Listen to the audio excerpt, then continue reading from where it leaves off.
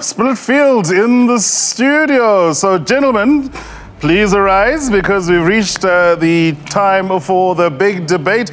You guys, please take your seats. But obviously, it's always interesting to see the guys have a bit of a battle. And today, we are going to be talking about the future of schools rugby. There was a suggestion that came up from the UK that youngsters shouldn't be tackling at school, that there's a lot of concern about the number of injuries, particularly catastrophic head, neck and spinal cord injuries. So this is the big debate question. As World Rugby has been asked to ban tackling in schools, the World Rugby bosses have controversially slammed the controversial study which claims that tackling and scrums should be banned in schools. So for this debate, the two gentlemen probably like the physical stuff, especially you, Butchie.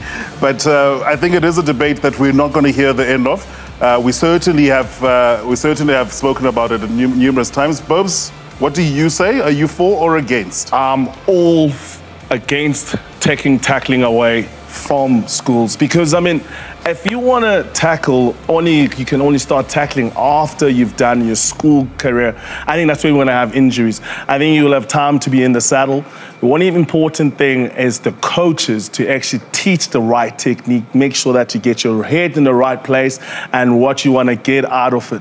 I think that, to me, you really do need to have it because there's no game without the contest of position and the dominance. I mean, Heineke Meyer was quoted saying that it's a collision sport, it's not ballroom dancing.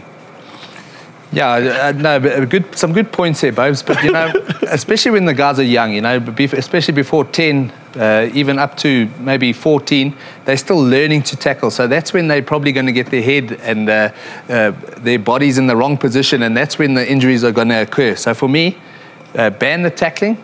And also, what it'll do for our rugby in South Africa, it will up our skill level because now you won't get those big guys that are 5 years old running over the little 5-year-olds. They'll be looking for space because now if you get touched, you tackled, you know. So they'll be looking for the space, learning to pass. They'll up their skill level. And, you know, once they get to high school, maybe then you bring into the tackling, they'll be looking for space instead of trying to run over the guys. And when they get out of school, they're all the same size, getting smashed backwards. So it'll be good for our rugby. I think tackling is the way forward for rugby because that is the key for you to dominate and make sure that you can do that. Besides doing that and dominating, I think technique is where it's important. If with the right technique, you make the right tackle, the right tackles and the right technique gives you the perfect result and less injuries. I think that is supposed to be introduced at the early stage. So by the time you get to the stages of your development so that you can implement what you've been taught, you are actually in comfortable hands. Yeah, I'm going to take back everything I said, and I'm going to agree with you, babe. Who thought of this stupid rule? Hey? It's rugby.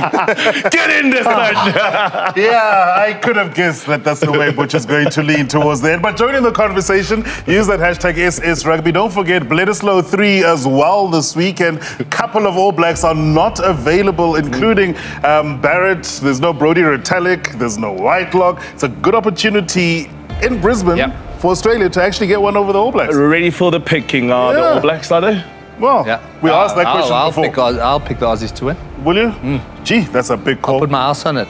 I wouldn't put my house on it. And a big one for Stephen Moore as well. Plays his last match in front of his home crowd before he retires from international rugby. Thank you, gentlemen. That was an interesting debate. And, well, good luck to the teams that are going to be running out onto the different pitches for the Currie Cup semi-finals. And thanks to our guests as well for joining us on the show. And you at home, we'll see you again same time, same place next week. Ciao.